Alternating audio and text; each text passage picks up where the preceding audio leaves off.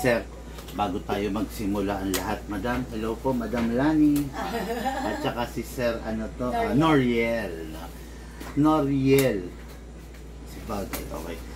Bago tayo magsimula, lahat ng unit na nandito na kukunin niya, lifetime warranty po. Nagka-problema a year from now, 2 years from now, or kahit kailan magka-problema, makipag-ugnayan lang kayo sa amin, sir. Tawag lang, then halimbawa nasa gawing Cavite kayo, so pwede kong pick upin doon. Halimbawa nasa gawing Caloocan kayo, kung nasan man kayo, magsabihin nyo lang na kung saan yung location nyo, pwede kong servicean yung unit. Okay po, lifetime warranty po. Okay, tapos guide ko lang muna kayo. Number 1, yung bala, pag ipinutok na natin, sir, hindi na po pwedeng pulutin para gamitin. Okay po, itong unit na to, ipapaliwanag ko sa inyo, magkaiba kasi kung paano sila i-operate. Okay, ang rifle is battery type, sir. Ang pistol is gas type. Yan. Ngayon, dyan po pumapasok yung bigat ng bala natin. Ito po. Meron po tayong tinatawag na 0.20 grams. Okay? Look, medyo baba mga muna to pag ano. Ayan. May tinatawag tayo na 0.20 grams. Ito, okay to. Super long range. Napakalayo ng maaabot nito. The problem with this, yung tinatanong mo kanina, madam, yung hangin. Pag may hangin, medyo nagwawabol siya. Okay? Ngayon po, doon po papasok yung mas mabigat na klase ng bala, which is 0.25 grams. Yung 0.25 grams naman, stable naman na po siya. Okay? Hindi pa rin po dyan natatapos. Meron pa rin po tayo mga mas mabibigat na bala na pwede nyo gamitin sa kalaunan. Lalim ng kalaunan. Katagalan, gano'n. Okay. Basta lang po, yun nga, number 1 na sisira sa barrel, yung isa sa sisira, yung reuse na bala. Iwasan lang po natin yan. Okay po. Ngayon po, magpapakilala muna ako sa aking vlog. Yun. Okay, good day mga Airsoft. No, good day mga kabigman. Kasama ko rito, our couple is in the house. Okay, si Madam Lani at saka si Sir Noriel. Okay. Ayan. Nakakatuwa ito mga Airsoft, no? Actually, this is not my first time for a couple client. Pero nakakatuwa silang dalawa. Napaka-sweet nila. Sa totoo lang, no? At saka, yung hobby na gustong pasukin ni Sir, nagustuhan din ni Madam. Yun naman ang masarap dun eh. Lagi ko ang sinasabi, pag mag-hobby ka, katulad yan, baril, huwag mo nang itago sa misis mo, isali mo yung misis mo, isama mo siya sa, diba, sa hobby niya, para mas maging maganda ang paglalaro. Hindi pwede pag hindi ako kasali. Ganun. Hindi ka papayag. Hindi ako papayag. Kailangan talaga kasali, no? Tapos, ayun o, yun nga, ang mga unit nila, papakilala ko muna. Mga Airsoft, this is the 3.8 Brontosaurus. Ito yung ginamit ni Miss Ivana Alawi sa Batang Quiapo, no? Ito yung gamit-gamit niya, yung compact size na 3.8. Nung hinawakan to kanina ni Madam, bagay na bagay sa kanya. Kasi, syempre, petit lang si Madam, hindi naman ganong kalakihan. Nung hinawakan niya to, sumakto sa kamay niya, no? Tapos parang na-inlove agad si Madam dito, ayaw nang bitawan. Okay, then yung pistol naman ni Sir is the 1911 para ordnance, no? Ito yung modern na 1911. Sandali. Stick ka na ba talaga rito? Green. Ha? Yung kulay green. May kulay. Or gusto mo, hindi, 2011. Pakita ko muna sa'yo, ha? Bigyan mo nga ako ng ano. Gusto mo ba yung brown kanina? Tama. Yan na lang? Sure mo? KP19. Okay, sa bagay. Bali dun sa, Minsan lang bibili eh. bali dun sa itong 20 gram, 25 na yung pinaka. Hindi, yung ano, sorry, 16. Sir, super lakas nun. Okay lang? Kasi CO2 yun. Grabe yan, ang lakas niyan. Pero sige. Babaon sa balat ng baka. Grabe naman yung sukatan ni Madam. Balat ng baka. Hindi kaya yun. Matibay yung Hindi, baka. matibay at matibay talaga yun. Sir, ito kasi may option tayo rito. Sa pansin mo, sobrang haba niya. 6.0. Kung gusto mong gawin 5.1, pwede. Ito yung ano. Dali lang. Yan. Kung gusto mo itong gawing 5.1, pwede. Aalisin lang natin to. Gusto mo makita muna Yan. kung paano natin gagawin? Sige. Akin na yung pang-adjust. Okay mga Airsoft, pagpasensyahan nyo na, no? Last minute, nag-ano si Sir nagbalak na magpalit ng unit. Si Madam kumakaway-kaway. Kaway ng kaway si Hindi daw siya Madam. napapansin. Kaya nga eh. Gusto niya nasa camera. Okay, no. Yan, ganito yung pag-alis nito mga Airsoft para makita niyo. Samantalahin ko na rin. Ngayon lang ako mag-aalis nito on camera. Okay? Okay. Tapos, tama na ako nung ginagawa. Ayun.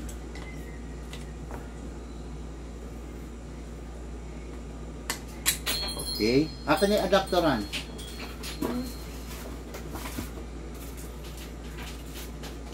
Bahala ka kung anong gusto mo, yung long or short. Okay? Ayan to.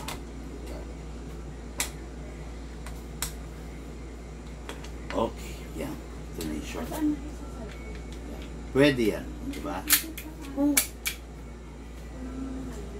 Ayan. Naging 5.1 siya. Pero, kung gusto mong ibalik yung isa, ito, pwede rin naman. O, gusto mo ganito muna siya. Nagwapuan si Sir sa 1911. Sige, Sir. I-feel mo. Tignan mo. Kung okay sa'yo yan. Tingin mo sa camera. Siyempre. Yan. Okay sa'yo yan? Yes, sir. Okay. Sige, Sir. So, mga Airsoft, ito na yung unit ni Sir, no? Yung para ordinance, pinalitan natin, ginawa natin yung ano natin. Godfather 6.0 na KP16, pero ginawa nating 5.1, hindi na siya 6.0.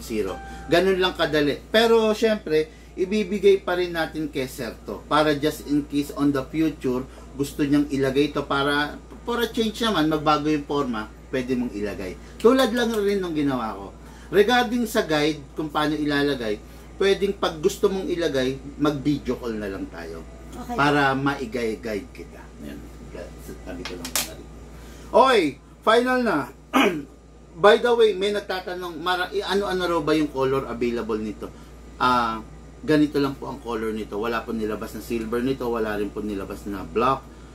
Ganito lang po talaga, brown, no? What is good and special about this, mga Airsoft?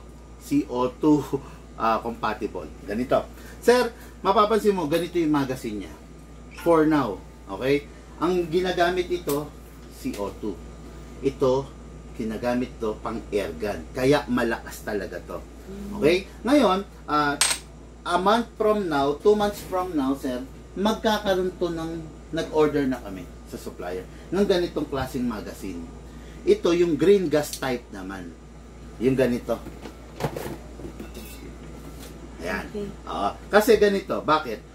Ito, yung CO2, sobrang lakas nito. Sigurado naman, hindi naman all of the time gusto mo sobrang lakas ang gamit mo. Okay lang na mag-green gas ka. Pero parating pa lang yung magazine natin na ganito. Pag dumating, i-inform ka namin, pwedeng mag-order ka para hindi pa laging naka-CO2 ka.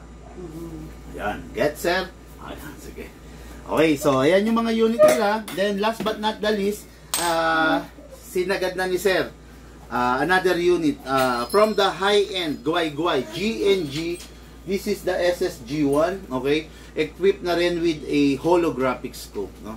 Ito yung unit natin kay Airsoft. Napakalupit. Hindi ko alam kung saan gera sa pupunta itong mag-asawa na to. Pero one thing is for sure. Mag-e-enjoy sila. Ngayon pa lang na-excite na si Madam. Don't worry, Madam Lani. Magfa-firing ka ngayon. Okay mga Airsoft, isa-isahin na natin. Unahin na natin yung kay Madam. No? As I have said a while ago, This is a 2011 3.8 Brontosaurus from the Rex family. I-Rex, T-Rex, yung kapamilya to nun, no? What is good and special about this? Fully upgraded na rito, naka-fine-tuning, naka-trigger job, at higit sa lahat, upgraded, naka-fixed barrel. Pakita ko sa sir. Sir, tingnan mo, naka-lock siya. Diba? Hindi siya gumagalaw. Yung mga ordinaryong unit, madam, na hindi naman upgraded, ganito ang itsura. Opo. Yan, ganyan, yan.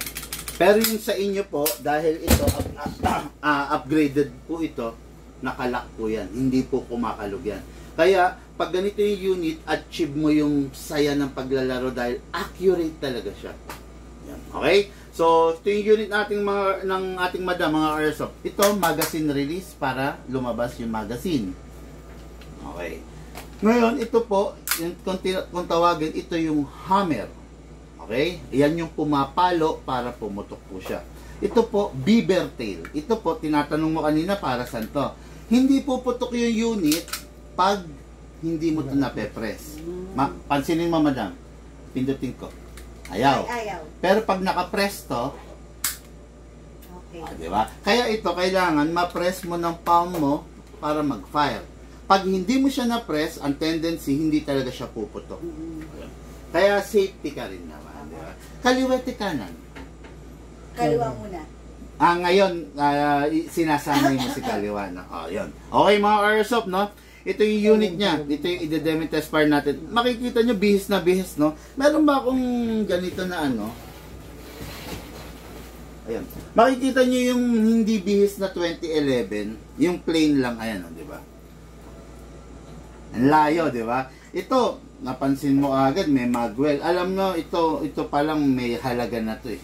Medyo may kamahalan. Ito kasi yung parang plain lang. Okay? Ganda ng baril ko. Ang ganda ng baril ni madam. Okay, kita nyo, Okay, no? So, ngayon mga airsoft, let's begin. Number 1 po, para po yung unit natin, hindi magkakaroon ng leak, hindi kayo problema. Ito po, press the valve. Pindutin nyo po. Ayan, napansin nyo, gumagalaw, sir. Then, spray po tayo. Okay, yun lang naman po. Then, number 2, dito po, sa ilalim. Yan, yun lang. Ngayon, sa unit naman po tayo. Dako tayo sa unit. Sa unit po, ikasa po natin. Then, ilock natin to manually. Tapos, isprayan po natin dyan. Tapos, isprayan din po natin tong itim sa loob. Okay. Big man, tuwing kailan mag-i-spray? Every time ba na puputok? Hindi po. Mag-i-spray lang po kayo pag napansin nyo tuyo na yung mga paligid niya. Pag hindi pa tuyo, wag mo tayo na camera. Yan. Pag hindi pa tuyo, wag po muna mag-i-spray. Okay? Yan. Makikita nyo naman, pag tuyo na, hindi na siya makintab, madam, di ba? Okay. Sa ngayon, makintab pa kasi basa pa siya. Okay? Mga siguro, safe to say na pag naka 10 to 15 magazine ka na puno, ano ka na, spray ka na. Ngayon, regardless sa pag-spray, konti lang, ganun lang. Wag naman yung kasi ang tendency, manggigitata siya sa oil. Okay. Dako po tayo sa paglalagay po ng gas. Sa paglalagay po ng gas, kailangan po lagi pataob. Hindi po pwedeng pahiga or patayo. Kailangan po pataob, isasakto nyo, then press down. 1, 2. 2 seconds lang po, upgraded po kasi to. Pag hindi po upgraded yung unit, lalagyan nyo siya ng gas 7 to 10 seconds. Pero dahil upgraded to, 2 seconds lang. Yung 2 seconds nyo, kayang pumutok ng 40 to 50 rounds. Apo. Yan po. Ngayon po, ito po. Ang tawag po dito is speed loader. Pag meron kayo nito, mas maganda dahil mas mabilis kayo makakapaglagay ng bala. Pag wala po kayo nito, isa-isa po mailalagay yung bala. Hatakin po natin ito pababa. Put your right thumb here, all the way. Pag nahatak niya na pababa, huwag niyo pong bibitawan dahil dyan po kayo mag-shoot ng bala. Okay. Okay po. Yan. Pump lang po. Mas madali po. Tapos, pag merong bungi, kalugin lang po sideways para mas maganda pag naka-align yung mga bala.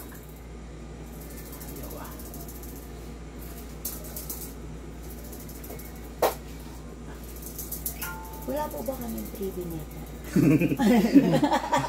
On cam ka pa nagsalita. Ang dami magtatampo. Okay. Ayun, madam. Umalign na, di ba? Wala na siyang bungi, di ba? Ayan. Ngayon, magpa-fire ka na. Pasok sa unit. Sa pagpasok, kailangan po may pwersa, malakas.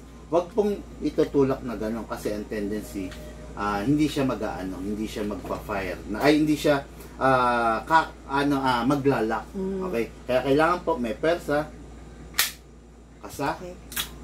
finger out po palagi. Lagi dapat nasa labas. Ipapasok niyo lang po once na tumarget ka na, ready to fire ka na, saka mo lang siya ipapasok. Okay. Pero hanggat hindi ka ready, wag po munang ipapasok yung daliri dito. Okay. Okay. First time ni madam? Yung kanan din, kailangan wag na yung itutok. Oo. Yun. Pero nasa baba. ano ko na yun sa kanan. Hindi sa kaliwa kasi kanan talaga ako. anong ipang puputok mo ng gatilyo, madam? Parang Kanan lumakas bale. yung, parang Sige, para masanay ka na rin, no? Para Okay po, magamit ka proper na paghawak. Ito. Okay. Ito, yung tatlo, i-bend. Ito, for the trigger. Then, the other hand, ito po, iakap mo dito. Iakap, then, itong isa, dito. Yan, ganyan. Okay. Kaya yan, kaya yan. Kaya yan. Madam Sally, pahawak yung isang camera. Magpa-fire si Madam. Look, paalis tong ano.